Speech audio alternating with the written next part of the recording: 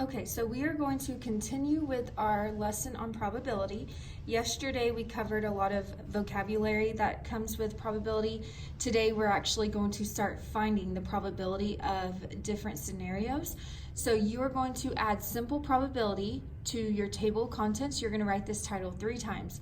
You're going to write it once on the table of contents, once on page 110, and once on page 111. I'm going to give you 1 minute to complete that, and then we will continue on to page 110.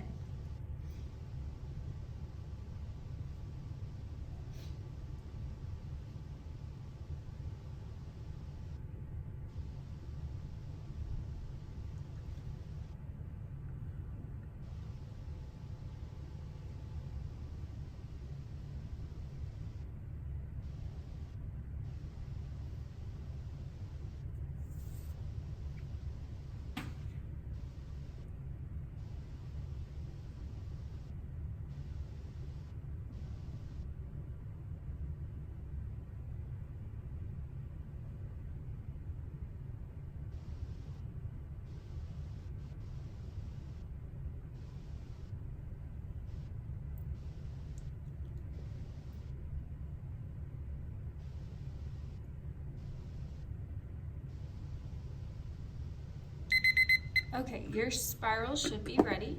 So I'm going to turn to page 110. That's where we're going to start. When you walked in, you picked up this piece of paper. Yours is on a different color than mine, but this is the one that we're going to be looking at. Okay, so our topic today is simple probability. And what that means is a lot of the times when you are looking at a probability problem, it's usually some kind of experiment that's happening or a prediction. And they might say, for example, you have the spinner and you're going to spin the spinner. What could happen, or what is the possible chances of you landing on something? Well, if you were to spin the spinner 1 time, that's called simple probability. When you spin the spinner multiple times, that's called compound probability.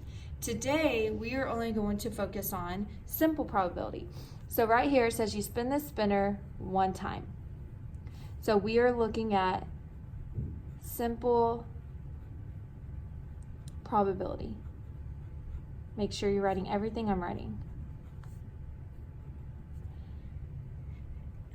The name kind of goes along with it because simple means like it's more simple, it's easier. So whenever you only conduct the experiment 1 time, it's easier to find the probability of something than if you were to do it more than 1 time. Because whenever you were to, if you were to spin the spinner more than 1 time, there's a little bit more work that goes into it. So it kind of helps you remember what simple probability is. Okay, so number 1 says, what is the total number of outcomes?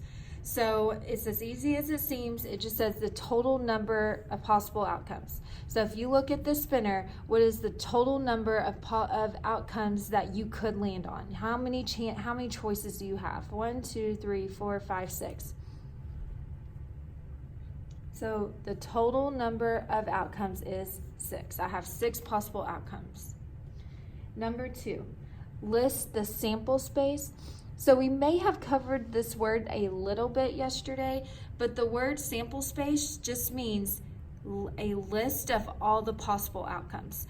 And so whenever you actually make the list, you are going to put them in these weird shaped parentheses. I don't know the actual name of it. I'm going to have to figure out what those are called, but they're kind of little, they're like squiggly, and that's how you start it.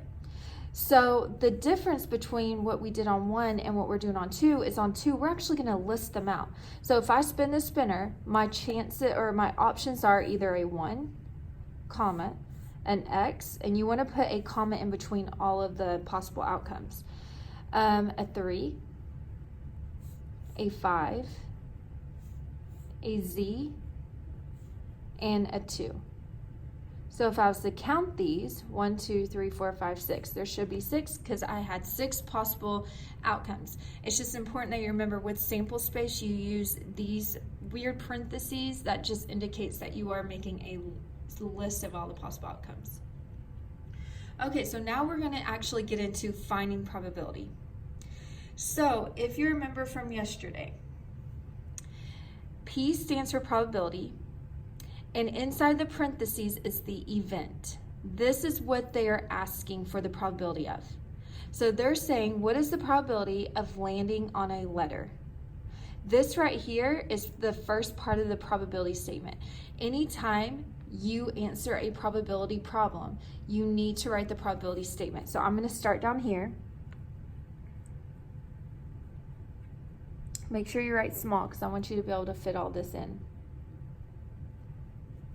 Okay, so I'm starting with the beginning part of the probability statement, and that's what the event is. So now I'm going to answer the question. Whenever you give an answer for probability, they will either want your answer as a fraction, a decimal, or a percent. They could ask for either of those on STAR. You'll see that I'll ask for different ones on quizzes and tests. So you have to be able to give your answer in all three. We're going to practice doing all three. So I always start with the fraction first. I feel like it's the easiest one to see. So it says, what is the probability of getting a letter? If you look at your spinner, you want to count how many letters there are. I see 1, 2. Those are numbers, so those aren't letters. So as my first answer, which is a fraction, you want to think about it as a part to whole ratio. So the chances of me getting a letter is 2 out of a total of 6 outcomes. But we're not done with the fraction because we have to simplify. So I need to ask myself, what goes into 2 and 6 evenly? That's 2. So 2 divided by 2 is 1, 6 divided by 2 is 3. So the fraction would be 1/3, and I'm going to box that so that it stands out. I know that is one of the answers. Okay, and then you're going to put another equal sign, and then next comes the decimal. Hopefully you remember how to change a fraction into a decimal. You just divide, and I'm going to do that right over here. I want you to do the same. The numerator always goes inside the house, and you always want to make sure to put your decimal where it goes. I'm going to give you 30 seconds to divide that out on your own.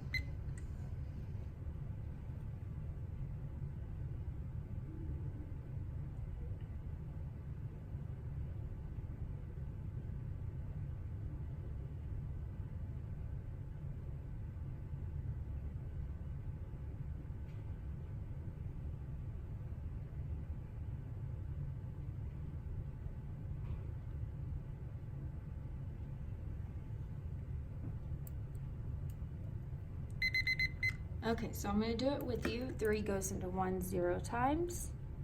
3 goes into 10 3 times, because 3 times 3 is 9. You have 1 left, and you should notice it starts repeating at that point. So my decimal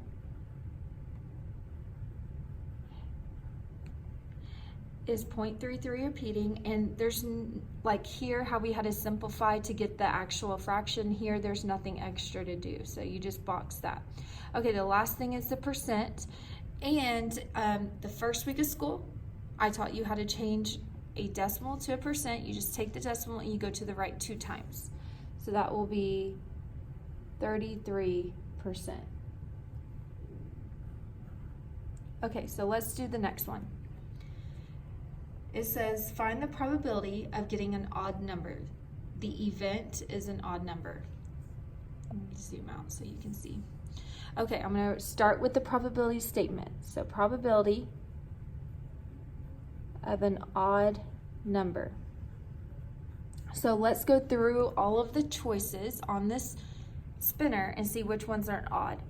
So if you think about what an even number is, that would be starting at 2 and then every other number. So 2, 4, 6, 8, 10. So an odd number would be all the ones in between. So 1 is odd. That's a letter. 3 is odd. 5 is odd. This is a letter. 2 is even. So my chances of getting an odd number is 1, 2, 3. I have 3 chances out of a total of 6. So we need to simplify again. So I'm going to divide this by 3. I'm going to get 1/2. And hopefully from here you don't even need to divide, because you should know 1/2 as a decimal is like half of a dollar. So like 50 cents, 0.5 or 0.50. And then to change this to a percent, I just go to the right 2 times, so 50%. Okay, so that is simple probability. All that is something happens one time and you write out the probability as a fraction, decimal, and percent. And you want the whole probability statement, starting with the probability of the event. Yesterday, when we were learning all the vocabulary, we learned about the word complement. So this has described the complement of landing on a letter.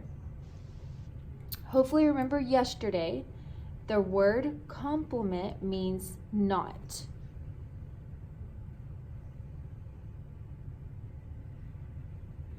So this says describe the complement of landing on a letter. So I'm looking for what's not a letter. So one letter. That cannot be right. These are my answer choices. One letter cannot be right because complement means not. So if I was to reword this, describe what is not a letter. So one letter, that's not a letter, so that can't be it. Not a letter, that could be right because the word complement means not, and I'm looking at not landing on a letter. So when it comes to answer choice C, an odd number is not a letter. So that does follow, or that does go under the category of complement because an odd number is not a letter. But if I go back and look at what else is on that spinner, I also have an even number on there. So C cannot be it because that does not cover everything that's not a letter. 2 is also not a letter, so that's also the complement of letter. And that doesn't include my even number. So the answer is B. Okay, number 6. So hopefully you remember what this little symbol is from yesterday. It means the complement, which also means not. So it can help you by thinking of that little symbol as meaning not. So this says find the probability of not landing on a letter. So let's go back up to my spinner. We're looking at everything that's not a letter. So this is not a letter. That's a letter. This is not a letter. This is not a letter. That is a letter, and this is not a letter. So I have 1, 2, 3, 4 out of 6 that are not a letter. Okay, so now I'm going to simplify. Divide by 2. That gives me 2/3. I'm going to box that because that cannot be simplified anymore. I'm going to give you 30 seconds to divide that out on your own. I want you to set it up over here on the side. The numerator always goes inside the house. 30 seconds, divide it on your own.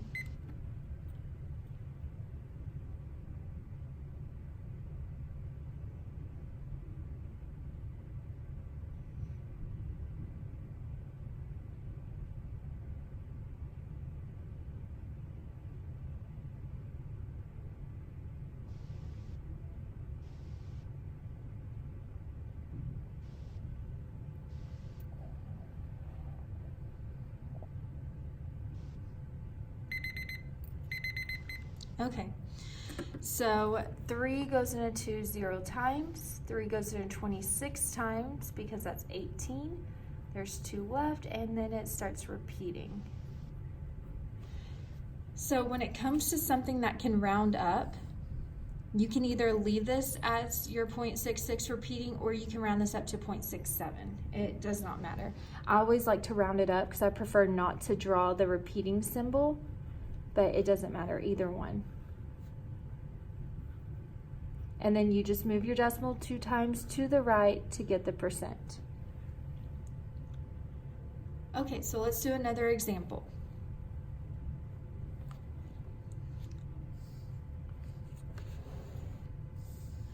Okay, so instead of a spinner, there's a box, and we are going to reach into the box and we're going to grab a shape.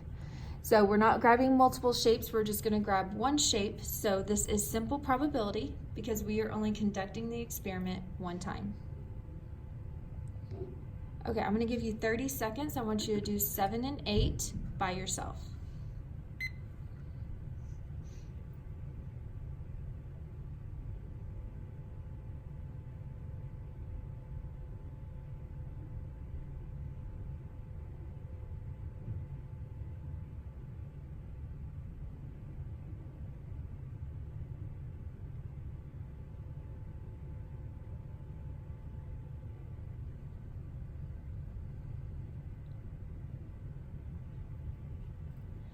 Okay, so it's the same thing we did at the top with 1 and 2.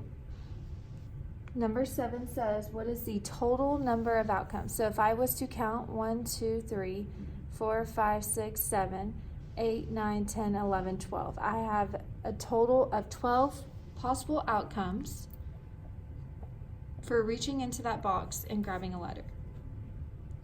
Number 8 says list the sample space.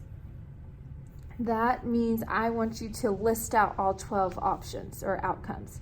And you always list them inside these weird looking brackets. I'm fine with, and I should have said this before I had you do it by yourself, but I would be okay with just saying I have 3 triangles, so I'm going to just draw the shape. Because there's a lot of options and that would take up a lot of space, I'm completely fine with you just drawing the shape instead of writing out the word triangle. Okay, I have 4 squares. 1, 2, 3, 4, and I have 5 circles. 1, 2, 3, 4, 5, and then make sure you close it with your parentheses. Okay, so now we have number 9 and 10. Let's look at number 9 first. It says find the probability of getting a circle. So always start your probability statement, probability of a circle. And just in case you're asking if you can just put the circle there, yes, that's fine, but since I'm only writing one word, I just write it out. I feel like it's more clear. Okay, so we're going to start with our fraction.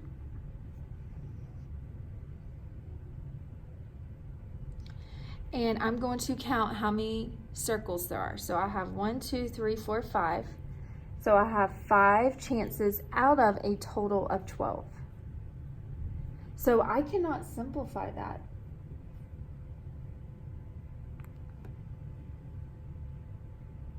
So I'm going to go ahead and box that. The next step is your decimal. So over on this side,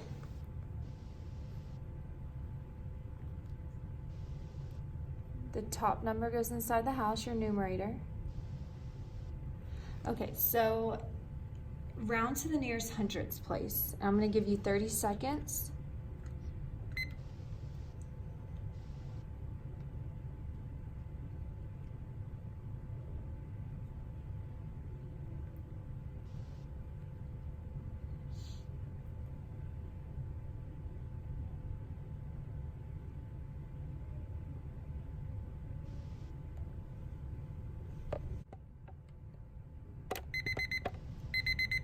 Okay. Okay, so the timer's up. So I'm going to go ahead and divide this out. 12 goes into 5 0 times. 12 goes into 50 4 times because that's 48.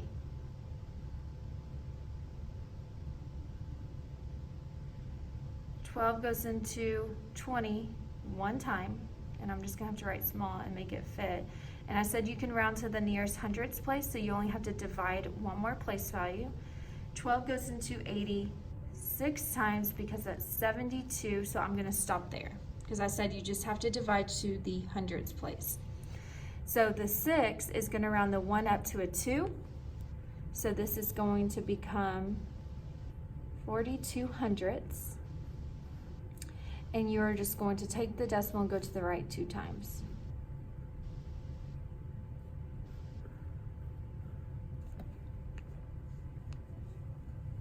Okay, so I am going to set a 1-minute timer, and I want you to do number 10 by yourself.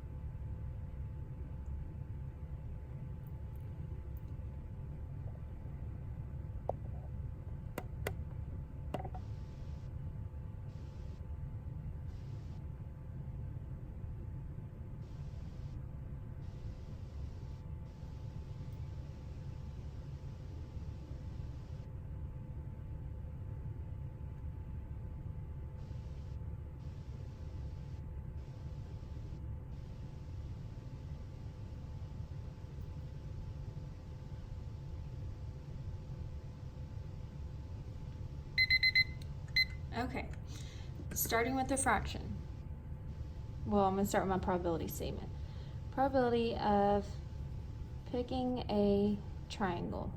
Okay, I have 3 triangles up there out of a total of 12. You should simplify that by 3.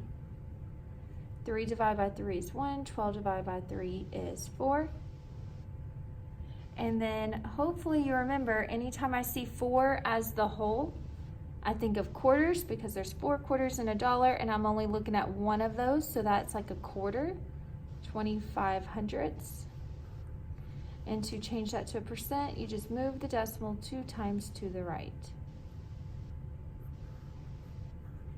Okay, let's look at number 11. So this is going to be, what is the complement? And hopefully you remember complement means not, of grabbing a circle.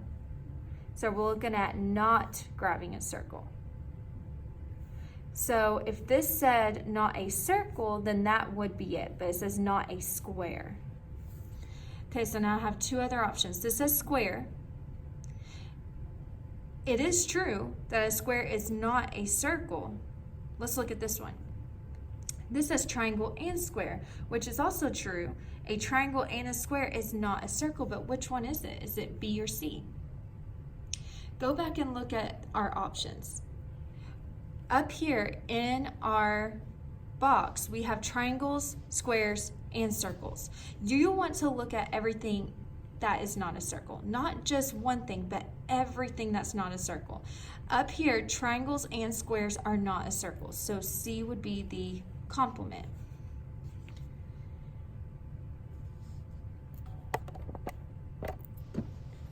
Okay, so we have one more. Hopefully you remember this little symbol means not. So it says, what's the probability of not grabbing a square? So you just do this with me on your paper. If I count everything that's not a square, that would be my triangles and circles. So that would be 3 here, and then 5 here. So 5 plus 3 is 8. I have 8 out of 12 that are not a square. I'm going to simplify this. Some of you may be thinking about 2. You can simplify it by 2, but you'll probably have to simplify again. I'm going to simplify by 4. That gives me 2/3. So that's the fraction. So to get the next step as a decimal, you would need to divide, but hopefully you remember up here, we also had 2/3. So you don't have to redo the math again, because you know it's 67 hundredths and 67%.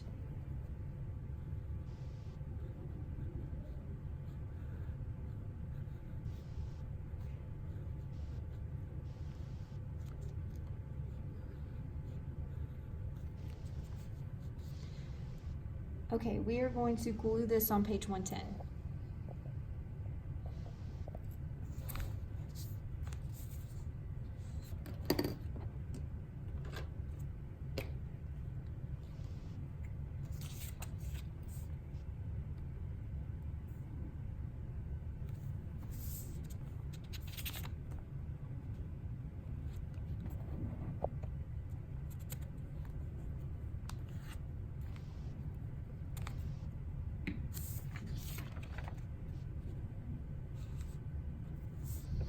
Okay, then turn to page 111.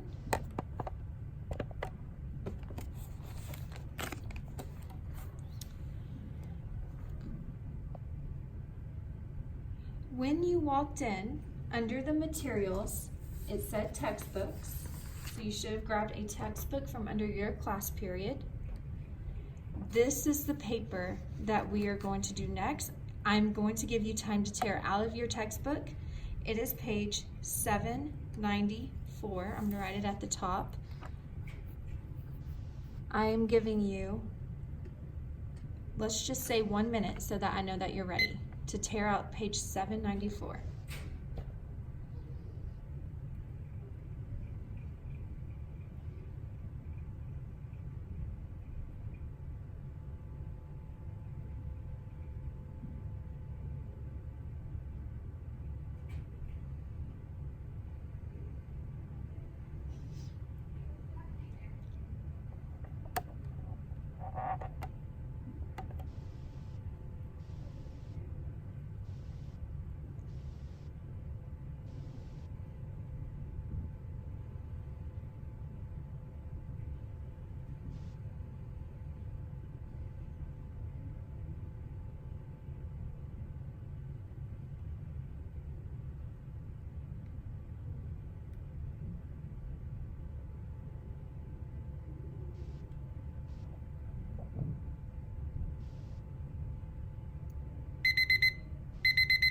Okay, so we are not going to do anything to the spiral yet. I'm just going to move my spiral to the side. We are going to take all of our notes on this paper first, and then we will glue it into our spiral. So first we're going to take the notes. Okay, so let's start at the very top and zoom in as much as I can.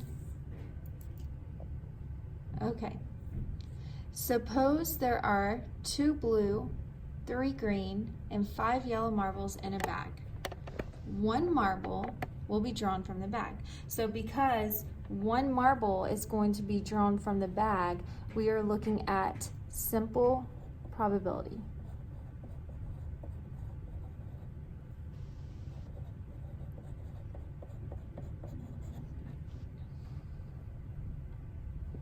Sorry, my phone keeps slipping. Maybe this will help. Okay. So in this bag, they don't give me a picture, but they describe it. I have 2 blue, 3 green, and 5 yellow marbles. That means I have a total of 10 marbles. I just added them all together. Okay, so let's start with number 1. Number 1 says to list the sample space.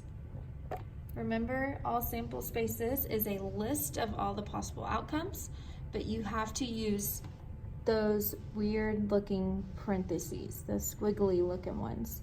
So starting right here,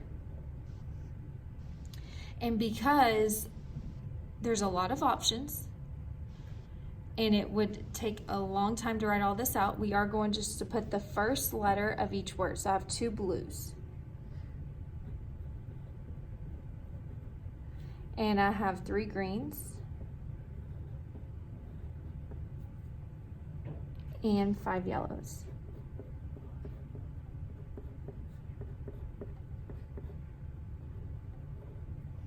Okay. So now we can answer the probability questions. I'm going to do the first one with you, and I'm going to let you do the next 2 on your own. Okay, this says the event is choosing a B, which is a blue. So starting with my fraction, if I look at the list of all the possible outcomes, I have 2 out of 10 that are blue, but that is not simplified.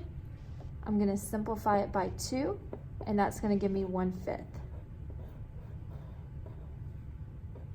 There's my fraction answer.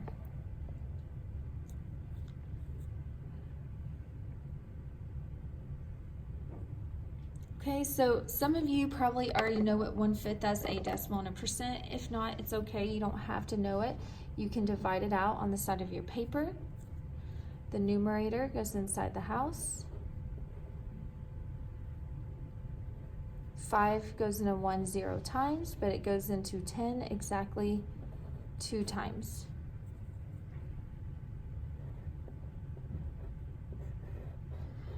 Okay, the last step to get the percent, you're going to move that decimal to the right 2 times. But what happens is when you move it to the right 2 times, you have to add a 0. And I'm going to show you right here. So the decimal was in front of the 2. I went 1, 2. So I had to add a 0 in that empty spot. Okay, so I am going to set a 3-minute timer. And during this timer, I want you to do part B and C on your own, and then we will go over it.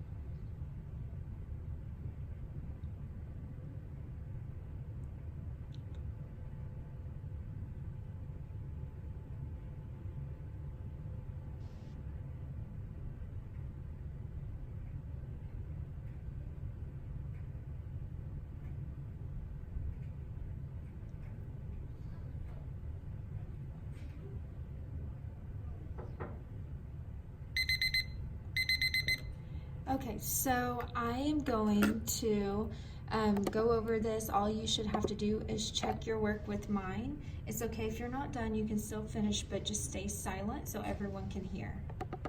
Okay, so it says the probability of getting a green. In the bag, there are 3 out of 10 green. That is simplified all the way. 3/10. If you think about where the tenths place is, that's 1 place after the decimal. So that would be your 3/10, and then I'm going to take that decimal and move it to the right 2 times to get my percent. So there's for green. Now let's look at the probability of getting yellow. There are 5 yellows out of 10. You should have simplified that by 5 and got 1/2. which is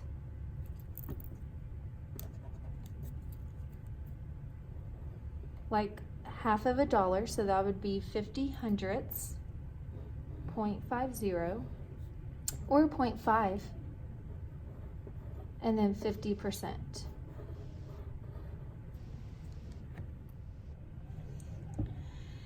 This part right here is something we talked about yesterday. It's just saying that when the probabilities of all the outcomes of an experiment are equal, then the probabilities are called equally likely. Example of this is like flipping a coin. We talked about that yesterday. A coin has two sides to it, so they each have a 50-50 chance of being landed on. The next problem says number 3. Are the probabilities in the marble experiment equally likely? So do they all have the same chance of being landed on or being chosen? So let's go back. Here are your options. I'm going to set a 30-second timer. I want you to talk to your partner and tell your partner your answer. When the timer goes off, I want you to stop talking.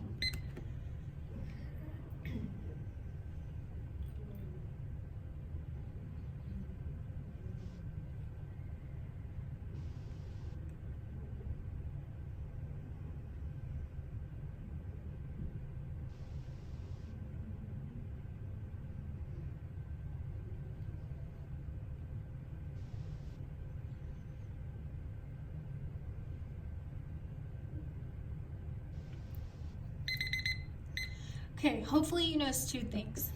The first thing you should have noticed is that they are not equally likely because they all have a different amount of marbles. There's 2 blue and then there's 3 green. Those are not an equal chance of being chosen. Also, when we calculated the probability of each of these, they didn't have the same percentage. So, are the probabilities in the marble experiment equally likely? No.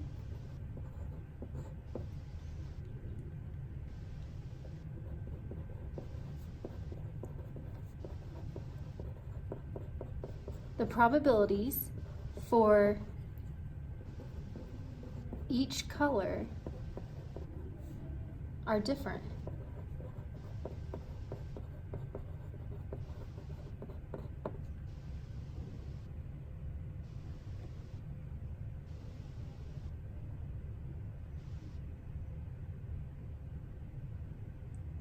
Number 4, determine the sum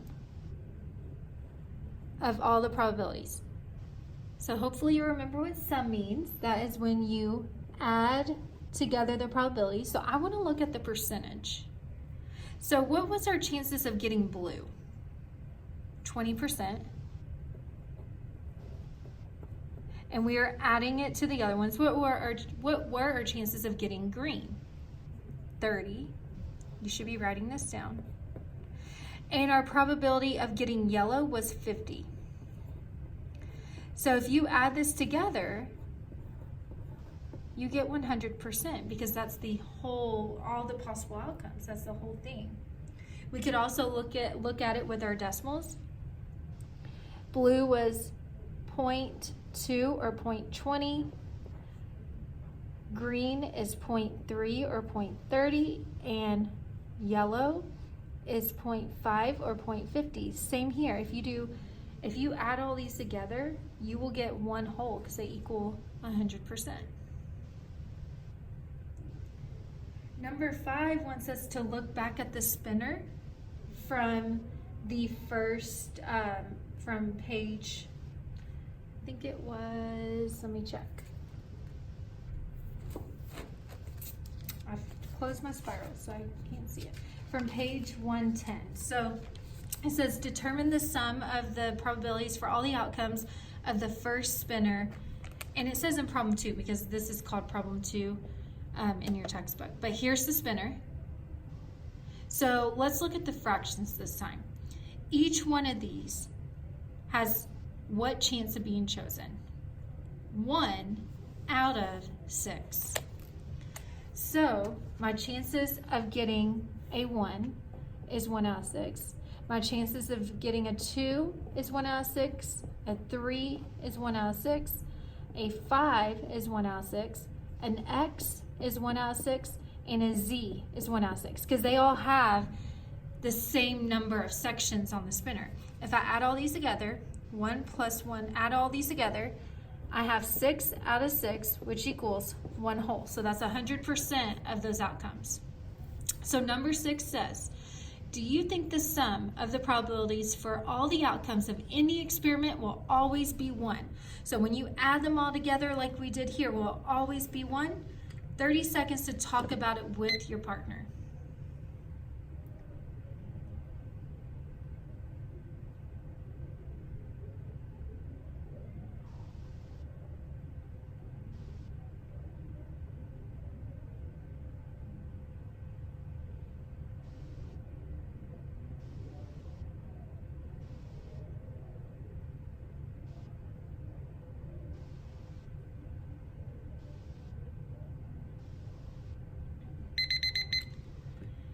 Okay, so hopefully you said yes. If you add up all of your probabilities and you don't get 1, which is 100%, that means you missed something. So let's say I was talking about the marbles and I forgot about green. If I only add blue and yellow, that would have given me 70%. I'm missing some of my options. So the probability will always be 1.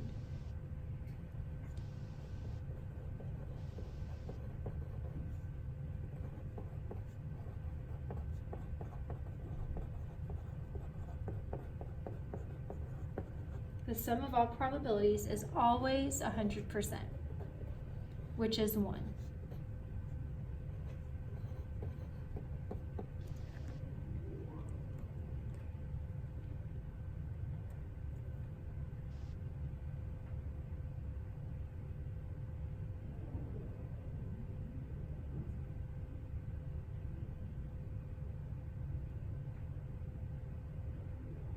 So we need to glue this into your spiral. We are going to cut this out, but make sure that none of the trash ends up on the floor. I need all the trash to go in the trash can before you leave. So when cutting this out, you are going to cut off the bottom.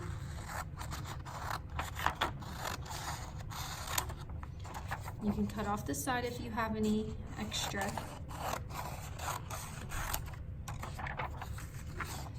Cut off the top. We want this to fit in our spiral. And the side. So this will go in the trash at the end of class. And you are going to glue this on page 111 in your spiral. And so I can even see mine's still not going to fit when this is glued. So I'm gonna have to trim off more. So I'm going to trim off side right here.